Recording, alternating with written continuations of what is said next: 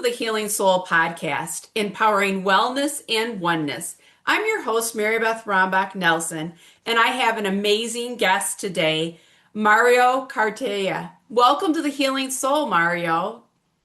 Well, thank you so much, Marianne. It's wonderful to be here with you. Thank you. Can you tell our listeners a little bit about your background and what you do? Well, I was born in Havana, Cuba. I traveled to the U.S. In 1960 when I had just turned 9, and I realized my Cuban dreams of becoming an architect here in the U.S. I went on to have a 43-year architectural firm that was very successful. The success from that career led me to have the highest honor that they can do for you, which is to fly an American flag over the U.S. Capitol in your honor and your American legacy. However, I began to think, how did I get from there to here, from my Cuban experience to here? And I realized that the first 8 years of my life, I couldn't remember a thing. Actually, I realized I haven't thought about it since I was a young child, any of those memories. And having helped President Obama to go to Cuba for his rapprochement trip, I did not go with the group because I did not want the first time back in my country of birth to be on a political junket. But now, thinking back on it, I realized I really need to go. I can't go through the rest of my life not knowing who I am, knowing just who I became in the US, but not knowing the totality of who I was. So I returned. I did not return to write a book. I returned just to try and find the answers to those first 8 years of my life, hoping that my stimulus, with those places synonymous with my life there, would return them. The book tells you what happens, and it's just a coincidental story of finding peace and enlightenment and love in the place that you would least thought you would ever find it, the place that you had to once leave under great duress. So, can I ask you, do you think you blocked out the first 8 years because it was traumatic to you as a child? Yes, I now know that I'm not the only case in the world. There's been others like that, where if you live under very traumatic circumstances, your subconscious will just blank all those years so that you don't think about the past, but you concentrate on living your present and looking forward to the future. It worked great. And I became a wonderful architect with a great career, tremendous honors, and lived a very happy life until I realized there's something missing. Right. So, I know you talk about inner peace in your life in your book. What are some tips? How did you go about finding that inner peace that you could share with our listeners? Well, what I know now that happened to me, I didn't go thinking I'm going to do this. It just happened. Uh, Once I arrived in Cuba and I realized that I was returning to the same airport, the same terminal from where I once left, fearing that we were in danger until the wheels came up on that airplane to make its way to America. But this time, I didn't see it that way. This time, I didn't see it as a place of exit, leaving one life behind that you would never think about again, but as a place of return to that one life. I thought of myself as a returning son, coming to now understand. And from that point on, once I opened my mind and once I opened my heart and throw away the the demons that were bothering me, throwing away the prejudices of what happened to me, throwing all that away and beginning to step back and look at what I was seeing as if I was seeing it all for the first time, with that innocence, with that love with that openness to anything. That I think was the key to my subconscious beginning to release all those memories and realized that the demons were gone. It's beautiful. You allowed your childhood to come back to you. Yes, I did. That's a beautiful thing. So in your book, Journey Back to the Vault, you talk about self-actualization. Do you feel like you've achieved self-actualization in this lifetime? Absolutely. Absolutely. Again, I didn't go seeking for it.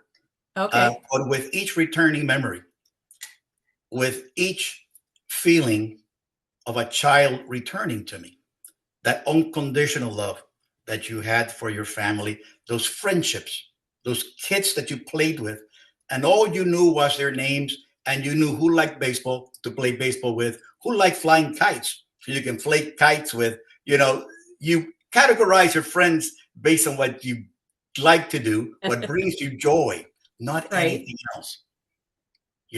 All that together, I think came back to give me a hope, to give me a new view in life. In the book, I say that when I left to go there, I thought of myself as a Cuban American because that's the way that I was always categorized everywhere I went, is a Cuban American. When I came back, I was no longer a Cuban American. I was now a Cuban and an American, both living within one body, living one life in bliss, in happiness, in love, in junction. That's That was beautiful. So to me, self-actualization is becoming authentically who you are. And that trip certainly did that for you because you embraced and dropped all the resistance and allowed all those memories to flood back, and you became who you really are. yeah. I began to understand everything I do. I began to understand why I say certain things because I saw them in my memory. Now think about this. Whenever you think of a memory, it's really the last time you thought the memory. Because along the way, as you think of a memory, you begin to lose it. Your mind begins to build bridges between things that you forget, and that memory begins to change a little bit. In my case, since I never thought of those memories for 56 years, when I did go back and the memories came back, they weren't corrupted. So it was like I had the memory yesterday. Think of a memory from yesterday. You remember every word. You remember how hot it was or how cold it was. You remember who was around you. You remember what they said. But even more beautifully, you remember what you felt. I was able to feel what I felt as a child everywhere I went. I had one very touching moment where I returned to the garage of one of the homes that I lived in. And all of a sudden, this memory comes back of my grandfather, who in the weekends he liked to play with being a carpenter and then building either art pieces or building furniture. This was his hobby. And one day I'm sitting out there, I must have been 4 or 5, and he was sweating like crazy. And I remember saying to him, and I remember sitting there uh, in 2016, not 56 years earlier, right? Looking at him and saying, Tata, I used to call him Tata. I see you sweating and working so hard, and I feel something in my heart. Am I okay?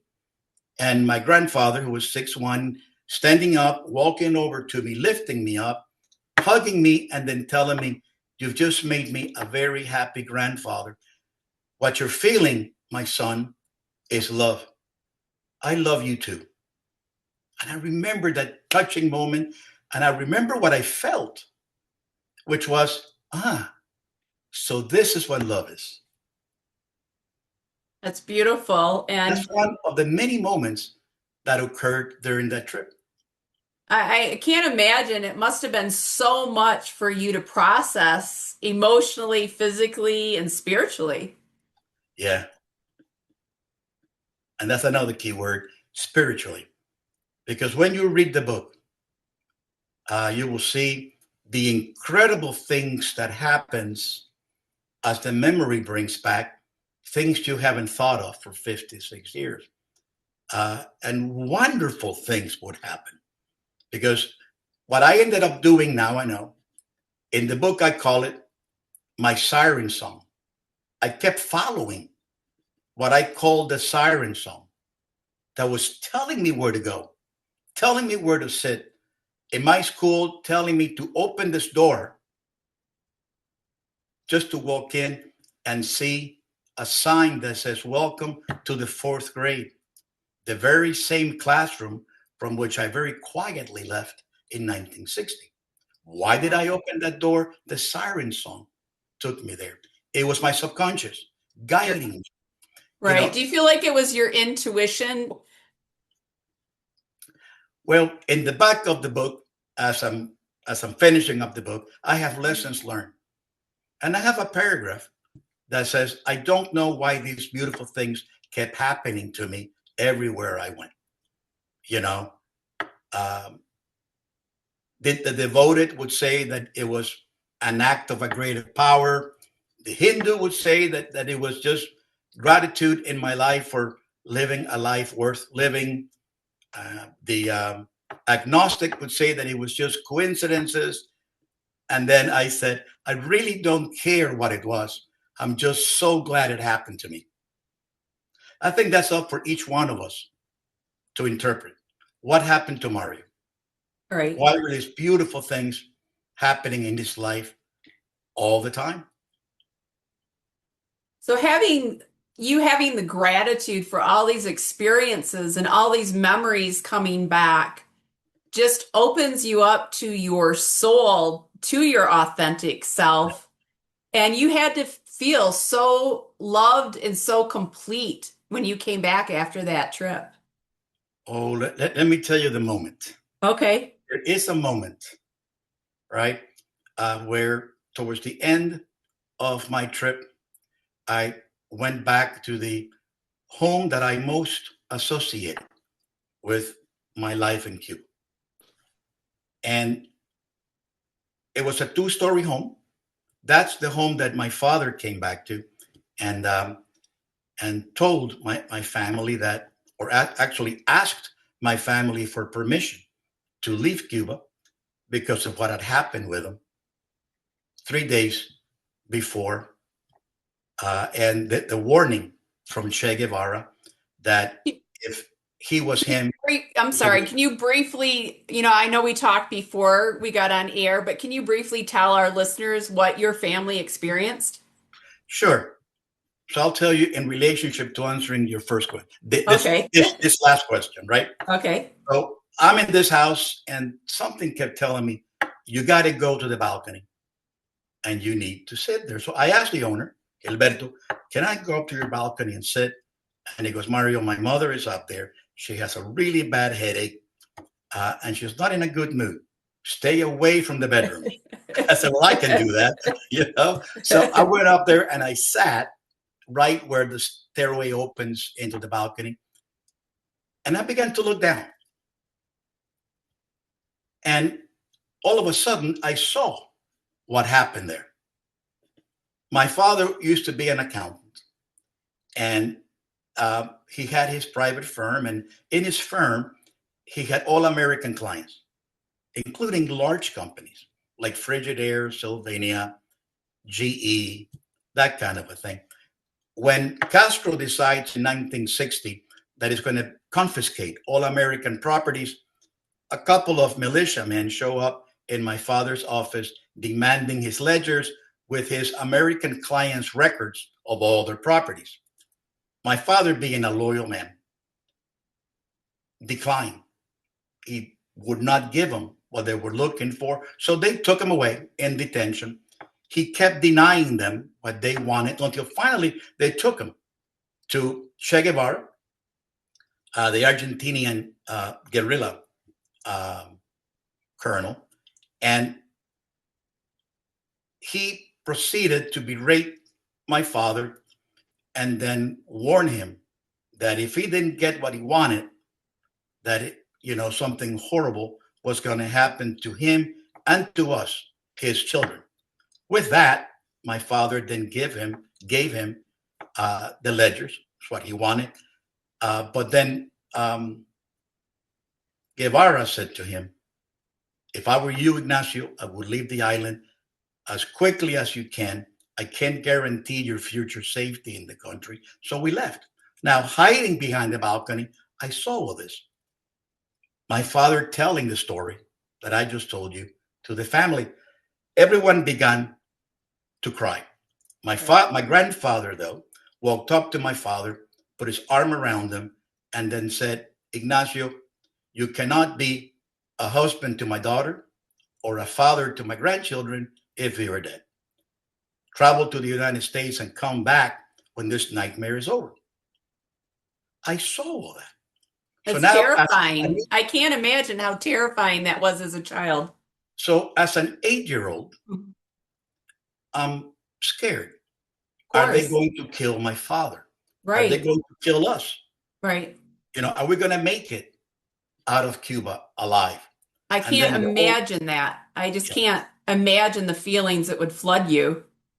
So now I remember all this 56 years later, sitting again in the same balcony where the siren song had taken me. Right. And all this comes right back in all these incredible movie memories. Because don't forget, they were not corrupted. I never thought about that until I went back. And then the most incredible things happened. Memories of my life before that and my life after that in the US began swirling around with musics and sounds that didn't make sense because they would come on for a second and then be changed by a different song, a different voice, just this kind of a chaotic moment. And when it kind of subsided, I saw a vision of myself. The memory was so strong that I could see me at age 8 sitting next to me, overlooking the balcony. And then he looked at me. And I thought to myself, look at me. Look at how young I was, how innocent. I have to let him know that everything is going to turn out all right. My parental instincts. Right. But then I realized I don't have to. That's me. He's been with me the whole time. And that's when it dawned on me. Within my subconscious, he was the siren song. He was the memory that was bringing me back. That meeting between me in Cuba and me in the US could only occur in the one place where we both separated.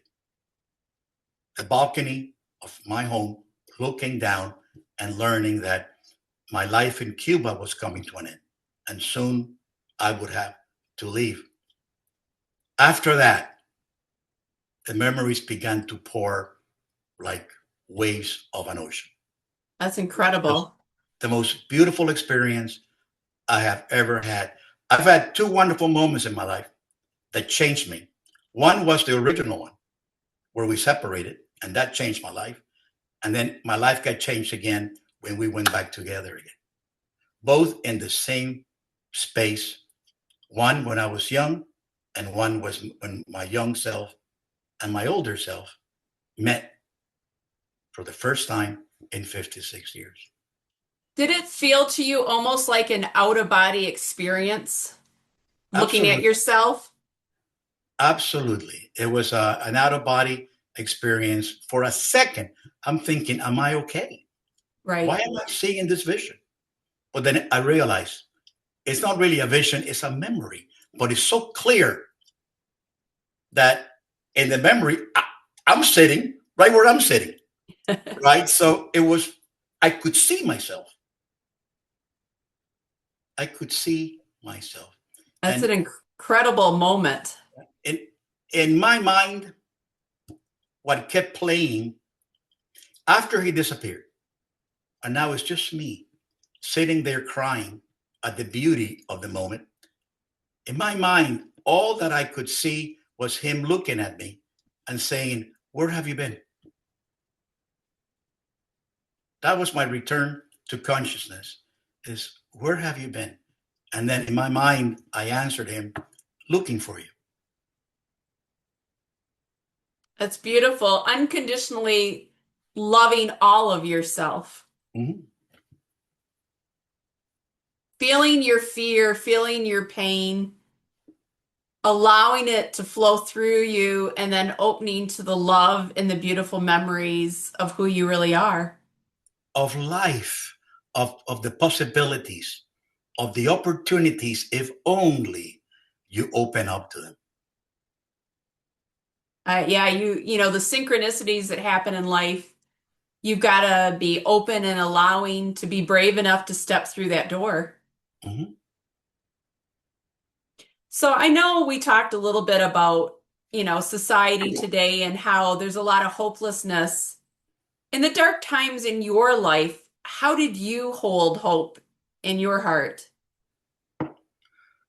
Well, by searching within, by trying always to see the positive side.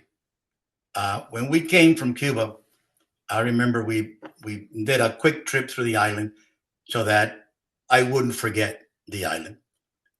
And we were in this valley, and I began to think about leaving my whole family behind. And I began to cry. My mother came to me and she says, "Mario, don't cry. As long as we're together, everything will be okay." And then my father, as we grew up in exile, the first few years were difficult. We could not communicate with our family back home. There was no telephone, there were no letters, and we could only communicate through a five word telegraph. We heard that our family members were dying. We couldn't visit them in the early 60s, and we couldn't call them on the phone to tell them we loved them. Nothing. It was a period of ineptness, right? We couldn't do a Right. thing, and yet we watched everybody go.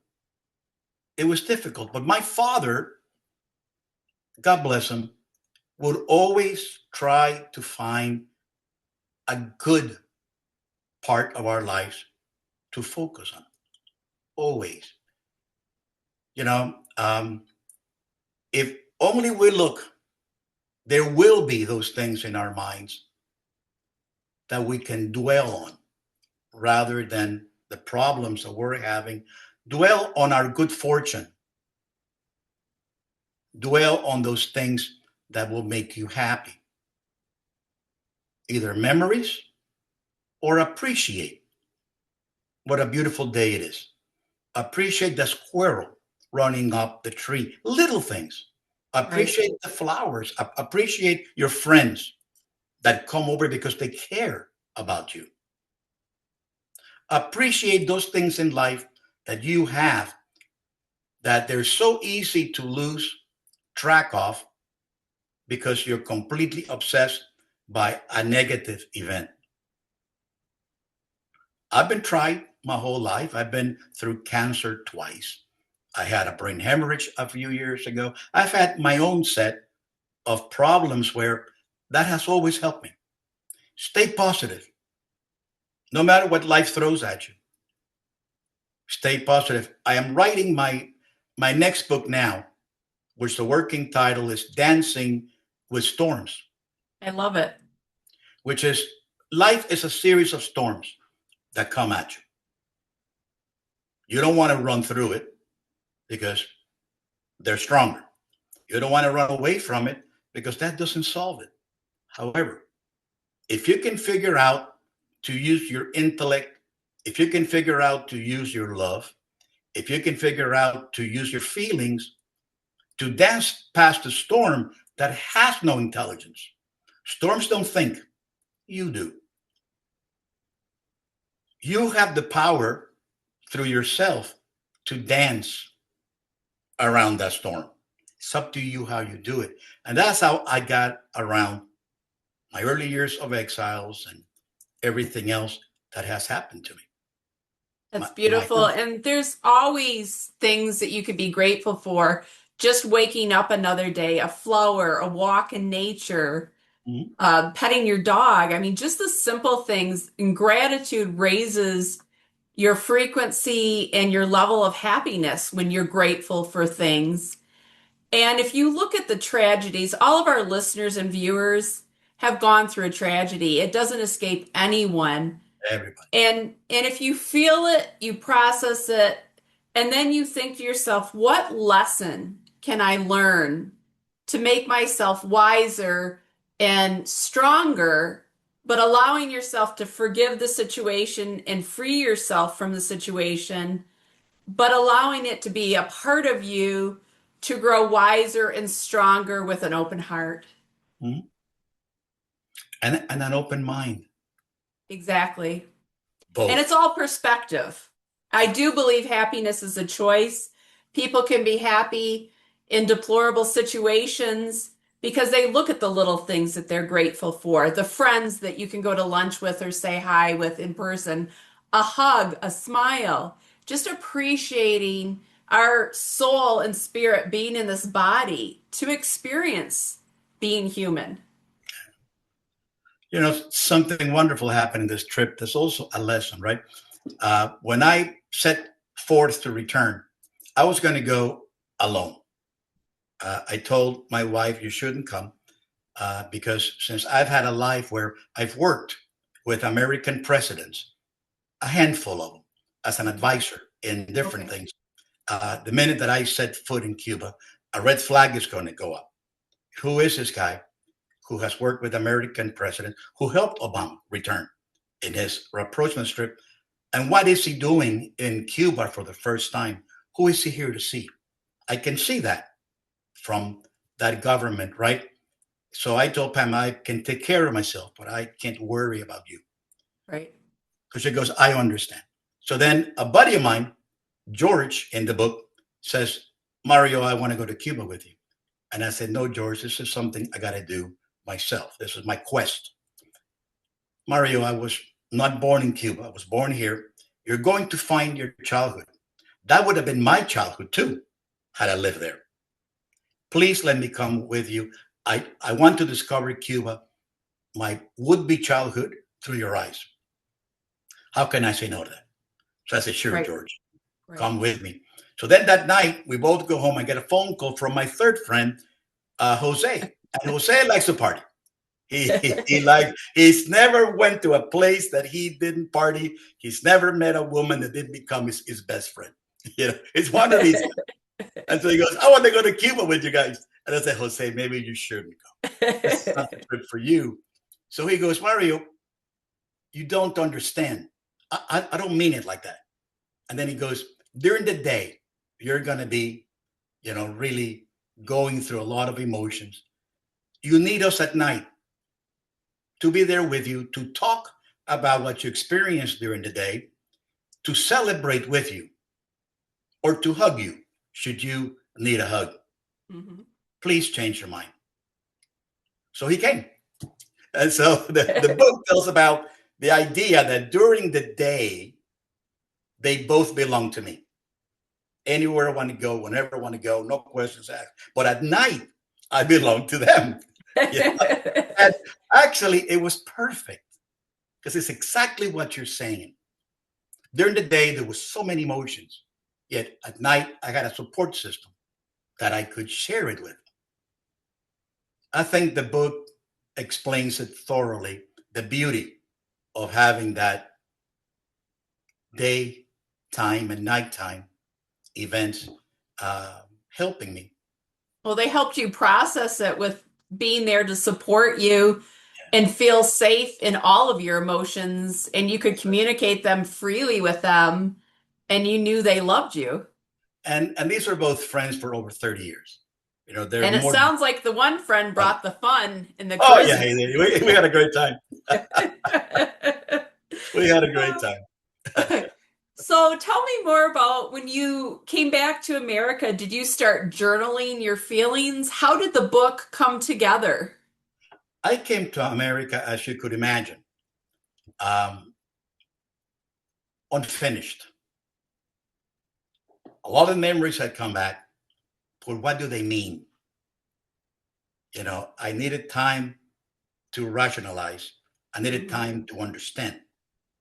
So when I began to write, what I told myself was, like in my designs, whenever I designed a building, I didn't try to think too much. It was just, what does this building want to be?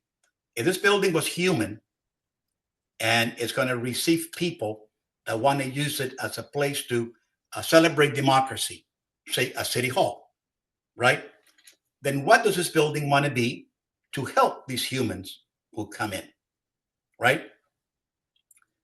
And so I used to design, just first of all, just let it flow.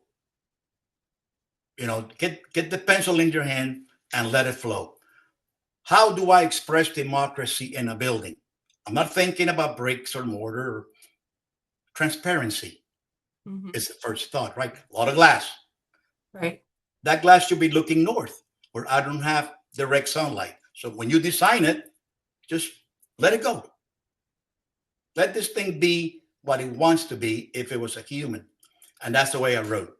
I just let my emotions go to the point that I would write something and then I would have my wife read it to me.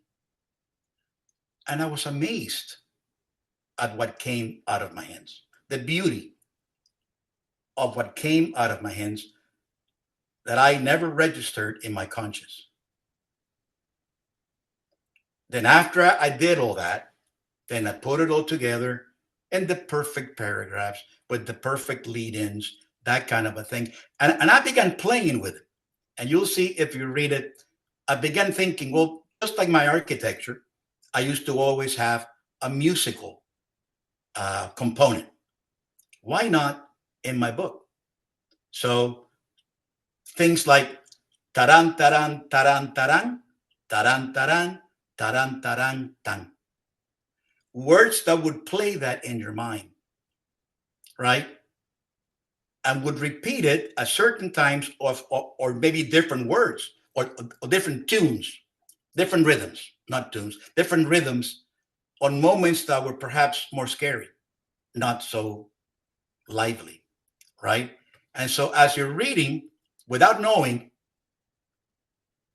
you're also having a pattern. Now, that comes, I think, from my mother, who was a classical pianist, and her strong suit was the harmony to every song that she helped um, other people write. The harmony is what she would teach me. That's Well, beautiful. that music harmony is in the book, almost an ode to my mother without me knowing it. That's the Aw, vault coming out, isn't it? that's That's something lovely. coming out of the vault. What I grew up hearing every Saturday as my mother played with some kind of a new component to a song that somebody else was writing. So she did the harmony to the melody. It became part of you, and you were in perfect soul alignment. Right. In that flow, that magical Zen flow that happens where you are in soul alignment and nothing can stop you. Yeah. And I didn't realize that until I finished the book. And then someone told me, Mario, your book has musical components to it. This is I had a person, we've had, I don't know how many people read the book and then they have their opinions. And this guy Right? called me to tell me that. Have you not noticed? And then I went, yeah, I remember doing it subconsciously. Was your mother still alive to read the book or had she passed? My mother died in 2020. The book was published Okay. in 2022. So Okay. no, we did get into a lot of conversations. Um, I'll tell you a quick other anecdote from the book is full. She couldn't go to Cuba with me. She was Okay. too elderly, was in a wheelchair. But she goes, Mario, if you do go to Hershey's, that was the sugar town where Milton Hershey grew the sugar for Uh-huh. chocolates, right? Please take a picture of the house that she grew up in the first 7 years of her life. I go down there. There's nobody there. There's no more sugar. There's no more crops. Hardly anybody in the streets. There's no street signs and there's no house numbers. Oh, wow. So my two buddies are going, Mario, let's abandon this and go to Varadero and be on the beach with the girls in bikini. Guys, no. I didn't come here to lose. So I told the driver, drive very slow. See Uh-huh. if I see someone old enough in their 90s who may remember my Right. mother. It was a long shot. Right. But sure enough, we see this woman sitting down, hunched over in a wheelchair. And I said, stop. So he stops. We all got down. My friends would always come with me. And she goes, hello? And I said, hi. I wonder if you can help me. And she goes, now, why would I want to help you? I said, because I'm hoping you can. I'm looking for the home where the Mateo family lived 70 years ago. And she goes, and why on earth would you want to find that old home? And I said, because I am Marcos Mateo's grandson. And she grew pale. She strengthened up in her wheelchair, looked at me, and she goes, my God, could you possibly be Mayito? That means little Mario. Oh, wow. And I said, yes, I'm Mario Cartaya Mateo. And she goes, don't you recognize me? And I said, no, I'm your great aunt, a sister Oh, to my grandfather. oh my gosh. That just gave me the chills. Yeah, it was that kind of thing. So, This could be a movie. You could make this into a well, movie. we are. Okay. That Yeah, makes we are. sense. Yeah, we are. But uh, I was able to make this moment happen. Listen to this. We got to talking, and she introduced me to the whole family, and then began talking about my mother playing with her, playing dolls with her when they were babies, when they were little kids. Wow. So I said, would you like to speak to my mother? And she goes, you can make that happen? And I said, yes. So I called my mother in the US. I put the telephone, so I could hear the conversation. And these two 90-year-olds who have not seen each other for 70 something years begin talking to each other like if they were children again. Remember this, remember that, remember this. And it was so beautiful to see them laughing and crying and laughing and crying and laughing. I love you back. I can't believe I'm talking to you, until she said, remember that little boy that you were so hung up on when you were like 7? I said, okay, it's time for me to walk away. And I walked How away. magical. I mean, you made magic happen. It was magic. Yeah. Again, these are the things. Why did those things happen to me? I don't know, but they did. Spirit was leading you. You knew Yeah, internally, your soul knew to go I could talk to feel her. it. It was that siren song. The Right. siren song led me everywhere I needed to go. There was something inside me that once I opened up to it as being possible, it just took over. That's incredible. That's an amazing story and how magical. I mean, your mother and just, you could never imagine that that would happen. Absolutely not. What it did. But it did. So you're just open to that flow and you went with those little nudges that spirit and your soul gave you. And it really came full circle for the pieces of your life that you needed to see. Yeah. So I always ask every guest this, do you feel like you are walking your soul's path in this lifetime? I'm walking my, Soul's path, why your spirit came here on earth to oh, do. absolutely. Absolutely. It's not just my soul as the Cuban kid, and then the new one that I created as an American architect, right? Right? Those two found each other. But it goes way beyond that, um, because I realized that I went looking for more than that. I went looking for why is it that um, I sometimes feel like I have a lot more bonding with the greatest generation than I do with any other generation, even though I'm a baby boomer. And then it dawned on me not too long ago that I was raised by a family of many. My grandparents, my father, my uncles, they were all greatest generation people. And that's how I was raised. That's all I knew growing up in Cuba. So And going that was back, dormant inside yeah. of me until it began to surface long before I went. And I never knew why. Going there, now I understand. It was the way I was raised with Right. those manners, you know, with the my handshake is my bond, with the don't ever lie to me type of thing. Now that I know that, I can live in this generation a lot better because Right. I know who I am. And I And mean, once you know who you are, and what you stand for, you can keep your peace and inner peace in any situation right, because nothing can shake you. this new book that I'm writing, of course, there is a moment when I first discovered racism, something I never knew when I was there. But here, we've been here for about 2 weeks, maybe 3 weeks, and I'm on a bus with my mother going somewhere to get some government paperwork that they need to sign. My mother and my father. There was no text, there was no email, so we had to go get it and bring it back, right? And so I'm on the bus going through a part of Miami. The bus is packed, and I'm sitting next to my mom. And here comes this woman who's pregnant. She's black. And my mother says, Mario, get up and let her sit.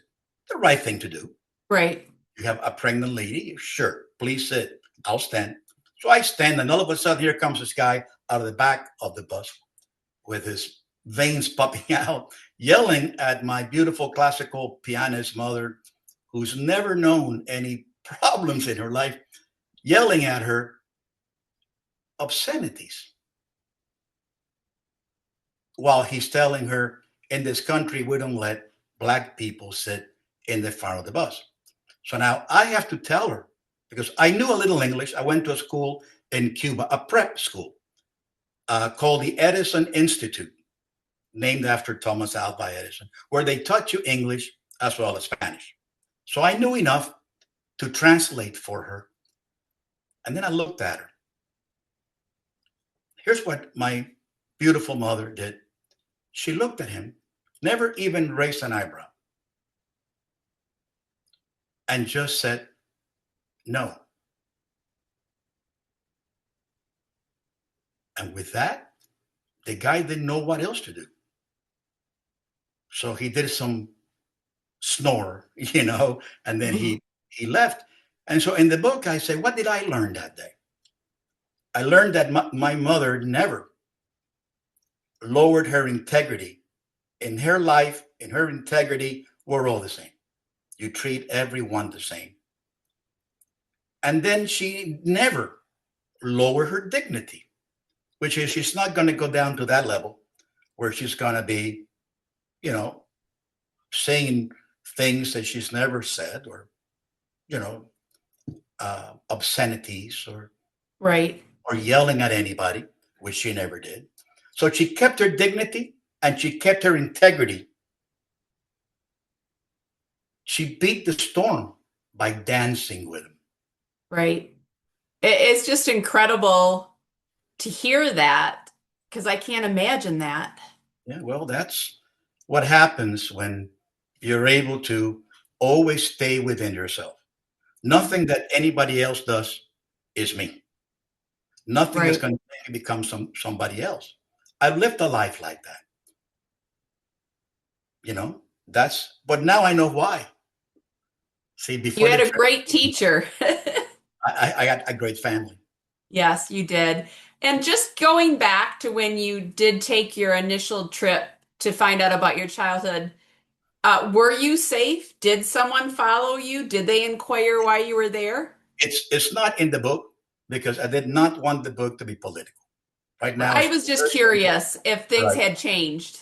As soon as I left the airport and I connected with my driver, who was one of the drivers that drove Obama around. Okay. I knew that I was safe with him because he Right. was already cleared by the FBI. So okay, that's the guy I want. This is So, good. but as soon as I saw him and I began to go inside the car, he said, "Mario, see that car? That's a government car. They're going to follow us." Okay. And sure enough, the guy began to follow us, but I was never in fear. The spy that was following me was such a bad spy that I would see him everywhere, even waiting for me outside a bathroom when I went to a bathroom once. By the third day, my buddies and I were somewhere and we're drinking rum and we're smoking cigars and we're just having a great time. And he's over in the other side and he was looking at me with a smile on his face. So I waved at him and he waved back. I love it. When we were finally leaving the country, 6, 7 days later, we're leaving the country and we're in the airport again, waiting to Uh-huh. board our American Airlines flight. And he comes over to us and he goes, "I hope you guys know that I've never had as much fun tailing anybody as I did you guys." Did you tell him you're welcome? I did. Actually, we hugged at the end. He goes, I know now why you were here, Mario. I saw everything that happened to you. I am so happy for you. Go back and be happy. Oh, I love it. He told me that. Wow. So again, how do you go from having a spy to now being hugged by him and being told that? Just understanding. This is the guy's job. Right. His job is to know where I go and then report it. Mario went back to his homes. He went back to his park. He went back to his school. And at night, he was going out with his friends, having dinner and drinking. Having a good Nothing time. he wouldn't do. So he's okay. You know, that's what happened. I love it. So your book Journey Back in the Vault is on Amazon, correct? Here, can you see There it? we go. There we go. Oh, by So the way, I will put I'll put this the this link. picture, this Uh-huh. picture that you see here, that's the picture that was taken about a week after what happened in that balcony. Uh-huh. This was my immigration picture. If you Oh, look look at at my eyes, you're very you will serious. see the fear. Yeah, you can see it. Yeah, the fear. I put that picture because I've always known that picture, and I've always found it to be painful because I can remember the fear, the anxieties that I had when that picture was taken, knowing that now after this picture is taken, it's just a matter of days or weeks before we get the visa and then we go. And all the unknowns that must have gone through you, how scary that would be.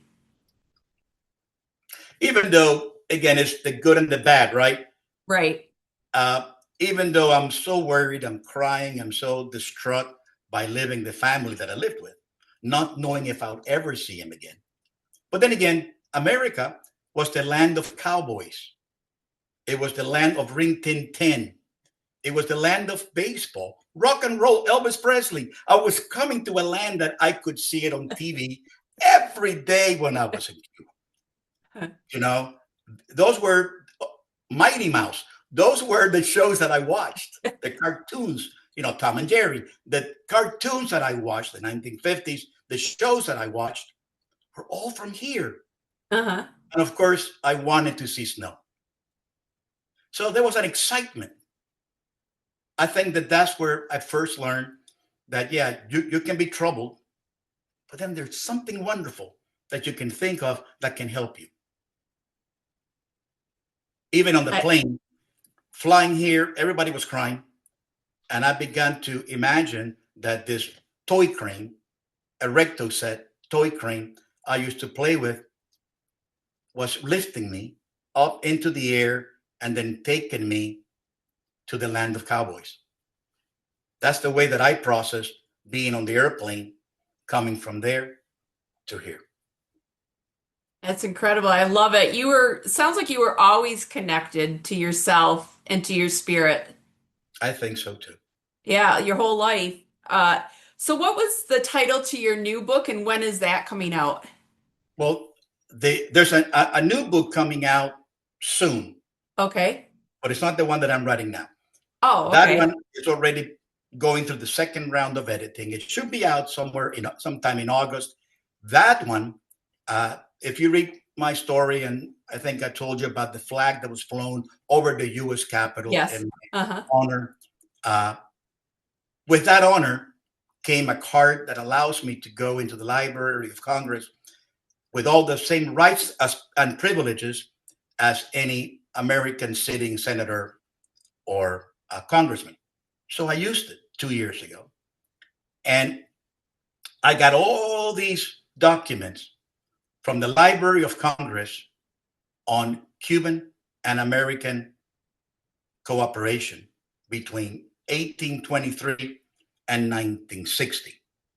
Okay. When I was done with it, what really jumped at me is the friendship that existed that no one talks about. So I call that book 100 Years of Friendship, US and Cuba, That's a great 1850 title. to 1960. And that's coming out in August. And I think that is going to change history as we know it. I certainly expect to go back to Congress and to read it to a select committee. Uh, you gave me the right to go in there and do all this research. Now you need to know what's in your library.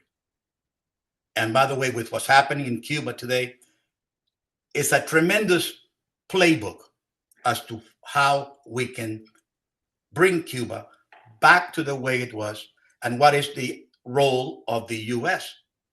Of course, that role is as Cuba's prime business partner, Right. like it used to be, and the friendship that developed because of that. So that one is coming out in Okay. August. And then hopefully by the end of the year, I'll have Dancing with Storms completed. I love that title too. Well, thank you for sharing your beautiful story and your incredible research and work that will teach the readers and listeners how to have hope, how to endure, and how to self-actualize and be grateful in any situation. Thank you. And tell your Spanish speaking viewers that the book is also out in Spanish. It's called La Okay. Bóveda, which means Okay. the vault. That came Okay. out about 3 months ago. And already I'm lined up to go speak in Colombia. I'm lined up to go speak in Mexico, do book readings, because already it's doing very well in Latin That, America. So if there's any Spanish speakers who prefer to read it in right. Spanish, uh, it was like processing what my father, what my mother would say. I tell my friends, I wrote the book, but I really just processed what my parents would have said. That's beautiful. So, do you have any last final thoughts or words of wisdom for our listeners? Well, I guess the most important thing is believe in yourself. Believe in yourself. Believe in the power within you. We have a lot more power to endure. We have a lot more power to be free. We have a lot more power to be happy than we think we do. We just cannot get lost in the weeds of our problems and open our minds to another dimension that rivals the pain and perhaps introduces this kind of moments of levity or moments of happiness that perhaps are in the past or in the present, in the case of children, grandchildren, or in the future, in the case of what you hope that your life will then do or you may encounter. We are more powerful than we think. Beautifully said. Stepping in to that soul alignment and realizing that you are unconditionally loved and whole already, no matter what situation you're in. Yes, it's up to us. It's all up to us. Storms will happen. Dance around them. Beautiful. Thank you so much, Mario, for being on the Healing Soul. I really appreciate you. Well, I really appreciate you too. Thank you for thinking of me, and thank you for inviting me. And then thank you for this wonderful conversation. Yeah, it's been a pleasure. And I always pick an intuitive heart oracle card, and today's is fate. God has a plan for you, and it's better than you can imagine. Go with your passion and embrace your fate now. What do you feel in your heart? Allow fate to come into your life and allow the passion to flow in all areas. Fate. I want to thank everyone listening. Please share this episode with a friend or family member and know that God loves you and so do I. The Healing Soul, empowering wellness and oneness. Thank you.